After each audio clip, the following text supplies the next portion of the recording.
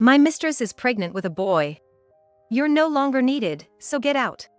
Those were the words proclaimed loudly by my husband, Michael, whom I had once sworn eternal love to. I, Chloe, am 32 years old and have been married to Michael for 7 years, dedicating my whole heart and soul to him. Even when Michael was transferred to an unfamiliar place due to work, I quit my beloved job to support him. I provided him with warm meals, a clean house, and a comfortable life, all while continuing to work myself. And yet, despite enduring the repeated pressures from his parents to see a grandchild and undergoing painful fertility treatments for over 5 years, both mentally and physically challenging. However, as if mocking all my hard work, Michael was secretly having an affair with another woman behind my back. "This is unbelievable. I'm going to sue you for damages," I declared during our discussion about divorce, only for Michael and his mistress, Sophia, to reject the idea of paying any compensation. "Forget about the damages. Do you know how old Sophia is?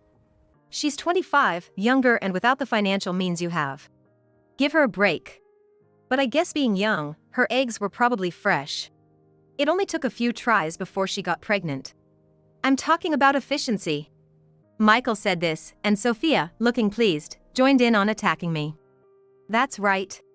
Jealous I got pregnant so easily?" Their unbelievable attitude tore me apart. However, I couldn't back down.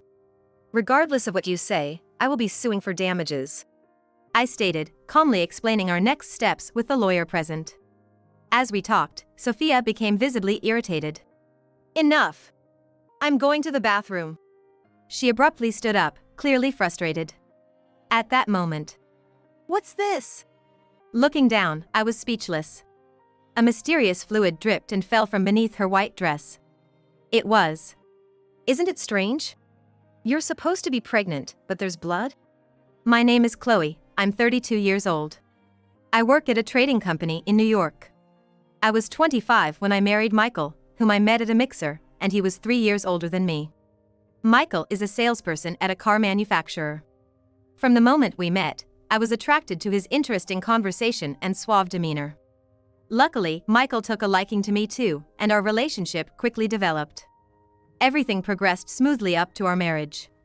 Right after we got married, Michael was transferred to a different region by his company's orders. Though it was a regional transfer, the area was the biggest city in the region, as convenient as it gets, expected to see a continued influx of people. In that promising land, Michael was entrusted with the responsibility of overseeing several dealerships. He asked me to quit my job and come with him. I was torn because, at the time, I was working at a major publishing company. Having studied literature in college and dreamed of becoming an editor since high school, I was overjoyed when I landed an editorial position at the publishing company. But I also wanted to support Michael as he ventured into new territory alone, and more than anything, I didn't want to be apart from him during our critical first years of marriage. Moreover, becoming a mother was also one of my childhood dreams. At that time, Michael's regional assignment was said to be at least 5 years long. If I let Michael go alone, by the time he returned, I would be 30. Back then, turning 30 seemed so far away, and I wasn't confident about starting a family at that age. So, after much deliberation, I resigned from the company to accompany him on his transfer. "It's a relief that you're coming with me, Chloe. Just focus on our home for a while and support my life. It's stressful adapting to a new environment." Following his words, I decided not to look for work at our new location, focusing instead on our home and trying to conceive. However, having a child proved to be difficult. In desperation, one night, I hesitantly suggested to Michael, maybe we should start considering fertility treatments. He glanced at me and said sharply, "Sure, we can do that, but use your savings for it." His words were a shock. But there was no helping it. Eventually, I started using the savings I had accumulated from working at the publishing house before marriage to pay for visits to fertility clinics. Michael's cooperation was crucial for the fertility treatments. Yet, no matter how many times I talked to him about it, he failed to show understanding. "Why do I have to schedule our intimate life around some doctor's orders? If there's real love, shouldn't conceiving happen naturally at any time? It must be a defect on your part, Chloe, that we can't do what normal couples do." Having followed him to a region where I had no friends, the words of my husband, whom I thought I could believe in, gnawed at my heart. "Once again, my period has come this month. Why is it that all our friends' wives can get pregnant, but Chloe can't? You've been really on edge lately, and it's been a hassle for me too. Why don't you find something else to focus on? Following Michael's suggestion, I stopped focusing solely on our household and went back to work. Returning to work life after a while, I found a part-time administrative job at a local small business, where my days were filled with making coffee and photocopying. The company had many older employees, yet it seemed like they had the mental age of children, quick to gossip about anyone who stepped away from their desk. It was that kind of environment. Right after joining, I found myself wishing I could get pregnant soon and leave this company behind. But despite pleading with Michael for his cooperation and trying both artificial insemination and IVF, our situation remained unchanged, and I couldn't get pregnant. In the end, all our efforts were in vain, and 5 years into our marriage, I turned 30 without having had a child. Chloe, dear. It's such a shame. You were young and healthy, and now you're suddenly 30. Even though late pregnancies are more common these days, weren't you taking it a bit too easy after getting married at 25? With Michael's earnings, you've only been dabbling in work. You have all this free time, so why can't you show us even a single grandchild? We're working full-time over here. Each time we visited his parents, the insults continued to get worse, moving beyond mere snide remarks about not being able to have children. Michael's parents are in their 50s, still in the prime of their working lives. Both high school teachers, they hold a strong belief that being a responsible adult means continuing to work while having children, so they couldn't understand me at all for not being able to get pregnant while only working a part-time job. However, Michael would just stay silent and pretend not to notice during such times. Because of this, our rides home from his parents' house were always filled with arguments. We might be at our breaking point. That's what I started to think a year ago, when I was 31. That's when, a bit later than planned, Michael was able to return to New York. Chloe, I've been promoted. It's all thanks to you for supporting me in unfamiliar places for 6 years. Michael. That's great. I'll make you a special dinner to celebrate. It was a ray of hope that finally shone into our home, which had been filled with gloom for so long. From that day on, it was as if all our past troubles were a lie, and we began talking a lot more. Our meals at home and weekend dates increased, and even our nights together. Wow, what a lovely condo. We're going to live here? Of course. You've been through a lot, Chloe, so I rented a nice apartment in New York for US. Life in New York started off smoothly. I couldn't return to my former publishing company, but I joined a trading company, where I was tasked with administrative work and eventually assigned to work on things like the company newsletter. The people around me were kind, and I was able to work with more mental ease than before. With his promotion, Michael seemed to have a bit more time and began to be more cooperative with our efforts to conceive. Maybe, just maybe, we might be able to get pregnant soon. I started to harbor that faint hope. But, about 6 months ago, I started to feel that something was off with my husband's behavior. He said his workload had decreased since he could delegate more to his subordinates and that he was working less overtime, but suddenly, he started coming home late in taxis and going on business trips over the weekends. Then, one day. Hey, Chloe. Have you noticed anything different about Michael recently? The thing is, a while back, I saw Michael coming into this place, holding hands with a young woman. I heard about it from the owner of a small supermarket at the next station. Michael doesn't know, but I sometimes shop at this supermarket, which is a bit far from our closest station, for fresh produce. They have a wide selection, and it's easier to get seasonal fruits there. I couldn't believe her words, but considering Michael's recent behavior, it wasn't impossible. When I got home, I decided to snoop around Michael's study. And then, what's this?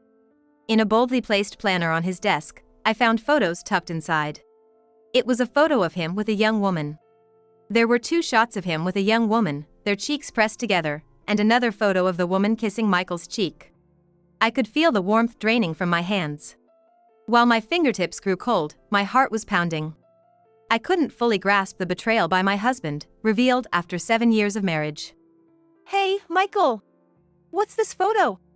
When Michael came home that night, I immediately confronted him about the truth.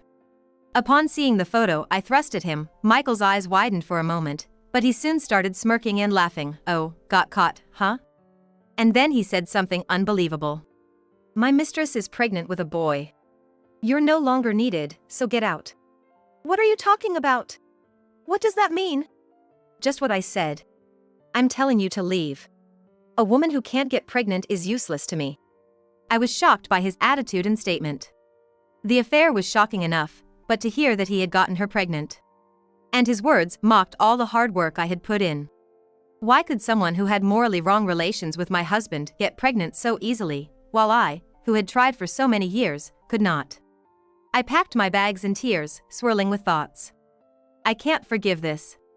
Rather than the sorrow of being betrayed by the man I loved, the feeling of wanting to punish my husband and his mistress grew stronger. From that day, I began preparing for a divorce. 7 months later. I really wanted to have a discussion with Michael immediately, but he kept dodging or getting angry whenever I tried, so it was hard to make it happen. After a few months, I decided to leave the house and stay at my parents'. We decided to discuss the divorce through a lawyer. Today, we're here to discuss the divorce between Michael and Chloe. The female lawyer, consulted through my father's connection, was very supportive and quickly set up a meeting with Michael. It was unexpected that Sophia, the mistress, would also show up. The meeting started at 10 a.m. on a Saturday at a diner, and Sophia arrived late. I had been thinking of divorcing Michael properly and demanding compensation from Michael, but I really didn't want to see the face of the woman pregnant with his child, wishing she wouldn't come at all. But she showed up 20 minutes late to the restaurant. Sorry, being pregnant really slows down your preparations. Indeed, her belly was swollen. 9 months, maybe close to full term. I think I'll have some pancakes, and a sandwich, and maybe even some pasta. Sophia ordered a massive amount of food. It was enough to make one suspect pregnancy cravings. However, judging by the size of her belly, the morning sickness period should be over. Now that everyone is here, I would like to move on to discussing the damages Chloe wishes to claim from Michael and Sophia. When the lawyer started like this, Sophia exclaimed dramatically, "What? You're going to claim damages? From me, who's pregnant? When I'm about to have a child, will I need to spend more and more money? Are you serious? Just because you couldn't get pregnant for years, you're taking it out on me, who got pregnant easily?" I was stunned by her outrageous statement. But Michael, sitting next to Sophia, was going along with her. Come on, drop the damage. Do you know how old Sophia is? She's 25, Unlike you, she's young and doesn't have much in terms of financial power, so give her a break. But yeah, probably because she's young, her eggs were fresh, huh? It didn't take many tries before she got pregnant. Seriously, it was super efficient. Gotta be thankful for that part, though. I felt dizzy at such an outrageous statement. Despite the lawyer and I trying to move the conversation forward with various remarks, Michael and Sophia kept up this attitude, leading nowhere. Eventually, possibly out of irritation, Sophia suddenly stood up, saying, "Enough. I'm going to the bathroom." At that moment, "Hey, there's blood coming out." I stared at Sophia's lower half as she stood up. There was something that clearly looked like blood seeping through the thigh area of her white dress. But she was supposed to be pregnant, which means she shouldn't be having her period. Besides, along with the blood, there was a lot of fluid that looked like water dripping down, indicating something was wrong. "What's this?" Sophia immediately panicked. The sight of the blood suggested something might have happened to the baby. Michael, too, was flustered, asking, "Sophia, are you okay?" In the end, what was supposed to be a meeting turned into me, and the lawyer quickly dialing 911, rushing Sophia and my husband into an ambulance. Why am I, the victim, doing something like helping the mistress? I thought, feeling utterly drained as I headed back to my parents' house where I was staying. The next day. On Sunday morning, as I was having breakfast with my family, the doorbell rang repeatedly. "Chloe, good morning." "Oh, excuse me. Should I say I'm home?" As my parents greeted him at the door, stunned, Michael barged into the living room. "You know what's funny? It turns out Sophia was lying about being pregnant." Michael started explaining, laughing carelessly. He met Sophia a few months after he started working in New York. Sophia worked at a cabaret club frequently visited by Michael's company. Self-described as resembling a certain plus-size charisma model, Sophia was slightly plump but had shiny white skin, big, round eyes, and a friendly personality, making her relatively popular at the club. During a farewell after a dinner party, Sophia leaned on Michael. Elated from his promotion to New York, Michael was taken by her soft skin and plump lips and ended up inviting her to a hotel. That's how it all began. And on one of their nights together, Sophia, usually quite lively, seemed unwell that night, repeatedly rushing to the bathroom to vomit. "Sophia, could it be you're pregnant?" At the time, Sophia didn't answer. But a few days later, she confessed, "I tried a pregnancy test, and it turns out I am pregnant." At the time, Michael was incredibly happy. Returning to New York meant being closer to Michael's parents again, and the pressure from them to show us a grandchild intensified. "If we have a kid, I'll marry Sophia." My parents would be thrilled. He was over the moon with this idea. Finding out later that the baby was going to be a boy only added fuel to his misguided enthusiasm. However, Sophia wasn't actually pregnant. At 25, Sophia was looking for a time to quit the nightlife job. Having slept with Michael after a day she vomited due to overeating, a misunderstanding led her to think, "I can use this to get married." Being a food lover, she began eating more and gaining weight to feign pregnancy. Yesterday's incontinence was due to stress urinary incontinence caused by obesity pressing on the bladder. The blood was because she was actually having her period. Man, she was a real piece of work. I was worried she had a miscarriage or something, but to think she wasn't even pregnant. Of course, I've broken up with her cleanly. Michael disparaged Sophia. He then held my hand, saying, "I misunderstood this time, my bad. Chloe, let's continue with the fertility treatments together. We're a couple, after all. Let's cancel the divorce." The words he spoke felt oddly distant, as if coming from far away. Why had I endured painful fertility treatments for years for a child with such a man? I couldn't help but laugh, finding my past self foolish for being so angry. "Chloe! Thank you. You'll give us another chance, right?" Seeing me laugh, he mistook it as acceptance to revoke the divorce. Michael, moved to tears, tried to embrace me. But of course, I didn't want such a despicable man to touch me and brushed off his hand sharply. "I've endured years of being ridiculed and tormented by you and your parents, dreaming of having your child, enduring the pain of fertility treatments. Can you imagine the excruciating pain? The artificial inseminations I begged you for, using my savings over and over, how I felt every time they failed, you'll never understand, not that you'd try. There's no way I could start over with someone like that." Yelling this through tears, I told my concerned parents, who were watching from the door, "Please, kick him out." "Hey, Chloe, wait, listen to me." Pulled away by my parents, and my brothers who came over worried about me, Michael was shut out of my parents' house. But since that day, Michael has repeatedly stormed my parents' house, insisting on not getting a divorce.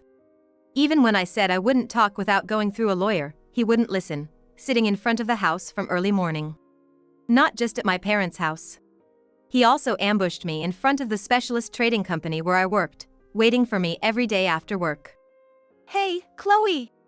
Please forgive me." His plea, repeated like a curse, haunted me even when Michael wasn't around, and I started to feel mentally exhausted. After much deliberation, I decided to contact someone. "It's unusual for you to reach out, especially since in the latter part of your marriage, you refused to talk unless it was through Michael."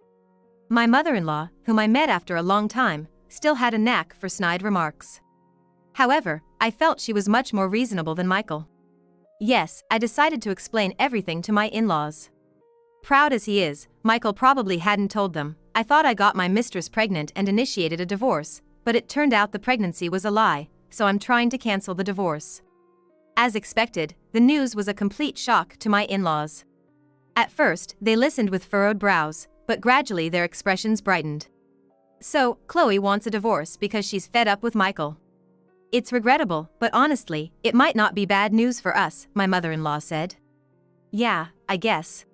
It might be weird to say this, but Sophia's 25, right? We might actually prefer her over Chloe, who seems to have trouble getting pregnant." Ignoring Sophia's lies, my in-laws seemed to be getting their hopes up unnecessarily, which was exasperating, but if they could handle things smoothly on their end, all the better for me. "Leave it to us. We'll have a good talk with Michael." Sent off with an unusually bright smile and even given sweets to take home, I left my in-laws' house. A few days later. "Hey, what's going on, Chloe?" Michael called, sounding completely unhinged. Despite my insistence on communicating through a lawyer, he kept trying to contact me directly through various means, his company's phone number, friends' cell phones, and even payphones, which was annoying. But this is all for a smooth divorce. I tried to stay calm as I answered the phone. My dad and mom suddenly started saying I should divorce you. They were all about having you give birth just before. What's with this sudden change? Something's off. Michael seemed to be at his parents' house. As I listened without much interest, there was a shuffle of noise, and the voice on the phone changed. Chloe, I'm sorry about this. He seems a bit distraught. It seems like he's not making any rational decisions. We've tried talking to him, but if you could talk to him too, I think he'd understand. He's been saying he hasn't been able to talk to you lately. Could you come over now? I have the divorce papers ready. All that's left is for you two to sign. Really? Thank you so much. I'll be right there. I hurried into a taxi. According to my conversation with my mother-in-law in the car, Michael was upset but apparently close to being convinced. They threatened him that if he didn't divorce me and remarry Sophia, all of their inheritance would go to his brother. This threat seemed to have an effect. When I arrived at my in-laws' house, Michael looked exhausted and had already finished signing. Without taking off my coat, I approached him and threw my true feelings at him. Hey, Michael. I really hate you now. I've come to detest you. At those words, Michael's shoulders twitched. He slowly turned around, his face showing a cold expression I had seen several times during our marriage. I hate it too. A defective woman like you who can't get pregnant. I silently took the divorce papers and left their house. Later on, in a reorganized meeting with Michael, Sophia, and the lawyer, I once again stated my intention to demand damages from him. Unbelievable. I should be the one demanding damages for wasting my time with a woman like you. I'm feeling mental anguish because of the stress. I want money too. The two of them kept yelling. The lawyer present sighed in disbelief and, speaking on my behalf, told them that if they refused to pay damages, we would have to go to court. The mention of court suddenly made them quiet down. They agreed to pay the demanded damages quickly. They also promised not to contact or approach me in any way in the future. And we prepared a document just in case something happened. Perhaps because they really didn't want to go to court, he obediently transferred the damages by the specified deadline. When I confirmed the transfer on my smartphone, I felt as if a weight had been lifted off my shoulders. Having overstayed my welcome at my parents' house, I decided it was time to move out and change jobs for a fresh start. Just as the seasons were changing and signs of spring were appearing, I felt relieved to be able to start my new life calmly. However, I would occasionally receive creepy messages, attempts at reconciliation from Michael. No matter how many times I blocked him, he would always find a way to contact me from a different account. It seemed I needed to change not just the block settings but my smartphone and phone number altogether. While I was reluctant to go through the hassle of transferring data, I decided to change my phone as an opportunity to start anew. I forwarded all the messages to all our mutual acquaintances, asking them not to give my contact information to Michael even if he asked. Later, I found out that among those I forwarded the emails to were Michael's co-workers, which apparently made the story spread within Michael's company. Although the company knew about the divorce, it became known that he was sending weird messages to his ex-wife, making him quite the laughingstock. Eventually, feeling uncomfortable at the company he always bragged about as representing the US, it seems Michael resigned. And about half a year after I started my new life. Hey Chloe, listen to this. Suddenly, I got a call from my mother-in-law. Even though I changed my smartphone and blocked Michael's contact through all possible means, I had given my contact to my mother-in-law in case Michael harassed me again so that we could call each other if something happened. However, this was the first time she actually called. Over the phone, my mother-in-law was sobbing. It seems, just as my in-laws had schemed, Michael quickly remarried Sophia after divorcing me. However, because he felt uncomfortable at work and resigned, he ended up living at his parents' house, becoming unemployed. And Sophia, who had originally worked at night but started pretending to be pregnant since her affair with Michael, quit her job to be supported by Michael and hasn't worked since. So now, two unemployed people were living in the house, significantly increasing my in-laws' burden. Even if a grandchild was born under these circumstances, they wouldn't be able to take care of it. Even after 1 or 2 months, neither of them made any attempt to start working, and my in-laws were trying to kick them out, but about a month ago, it turned out Sophia was actually pregnant. Is that so? Well, isn't that what you wanted?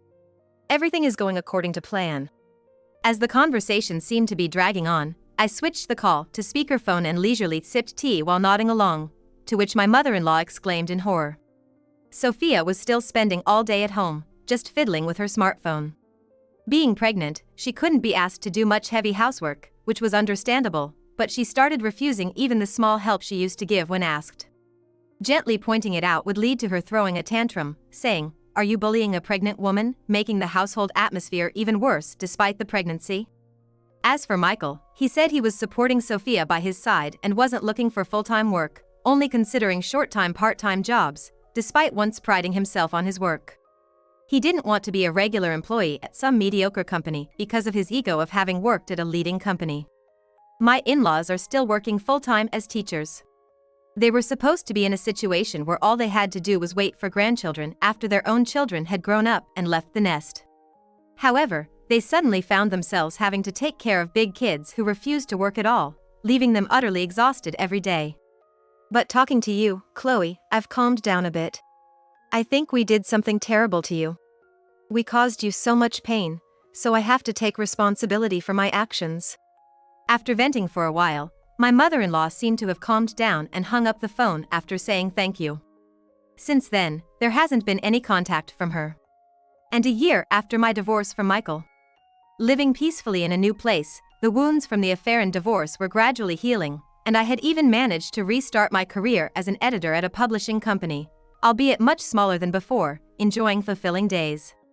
The sender was the lawyer who had helped me a year ago, but inside the envelope, along with a note saying this arrived at our office, so we're sending it to you, was a small envelope. It was a letter from my mother-in-law. The sender's address wasn't written. The letter detailed how my in-laws, Michael and Sophia, were living now. First off, it appears my in-laws no longer live in that house. After talking to me on the phone, my mother-in-law finally decided to kick Michael and Sophia out. They took back the keys they had given them, covered the windows from the inside like barricades, and made it impossible for them to enter. However, as one might expect, it wasn't that simple. "Hey, Mom! Are you abandoning me? Leaving a pregnant woman out in the cold, what if something happens to the baby? You'll be cursed." As expected, the two made a scene in front of the entrance, leading to awkward stares from neighbors and noise complaints to the police. Finally breaking down, my in-laws sold the ancestral home and land, which they always talked about so proudly as our family has protected this land for generations, every time they visited. They physically cut ties and have now fled to a distant place. From phrases in the letter like "the air here is fresh" and "we're growing vegetables," it seems they're living somewhere rural. While my in-laws have cut ties with Michael and Sophia, it seems they hear about them through Michael's younger brother. Abandoned by my in-laws and cut off from income, Michael reluctantly rented a place nearby and took a full-time job in sales. It's a small company but with a long history, apparently supplying lots of screws to major corporations. For Michael, who used to hustle in sales at a super famous car manufacturer, selling screws, a minor part of cars, felt beneath him, and he showed no motivation or good attitude, causing the company trouble in dealing with him. As for Sophia, though she safely gave birth to the child, her parenting is lackluster. She spends her days on her smartphone ignoring the child, does almost no housework, leaving the house always dirty, and fights were incessant. Then one day, Sophia ran off with all of Michael's savings, leaving only the signed divorce papers on the desk. The letter from my mother-in-law ended with, "I truly regret the trouble we caused Chloe. Please, have nothing more to do with my son and find happiness." Although I struggled with my mother-in-law during our marriage, reading that line made me feel as if my hardships were slightly vindicated. I occasionally hear from friends that Michael is actually seeking information to reconcile with me. Fortunately, Michael's abnormal behavior has been communicated throughout all my social circles, so no one engages with him, and he doesn't know my whereabouts, allowing me to live peacefully. After finishing reading the letter from my mother-in-law, I thought to cherish my current life and live positively moving forward.